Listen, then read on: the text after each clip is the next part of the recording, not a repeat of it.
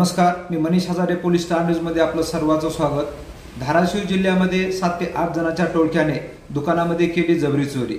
या बाबतीमध्ये सविस्तर वृत्तांत असा, धाराशिव जिल्ह्याचे पोलीस अधीक्षक कुलकर्णी साहेब यांनी कायदा व सुव्यवस्था राखण्यासाठी गुंडगिरीवरती आळा बसवण्याचा प्रयत्न केला, परंतु सोमवारी संध्याकाळी 9:30च्या दरम्यान उस्मानाबाद शहरामधील सांजा रोडवरती नेहा एंटरप्राइजेस हे दुकान आहे, या दुकानामध्ये 7 ते 8 जणांच्या टोळक्याने चाकूचा धाक दाखवत दुकानातील कर्मचाऱ्यांना धारेवर धरून दुकानामधील 70 ते 80 हजाराची रोकड लंपास केली।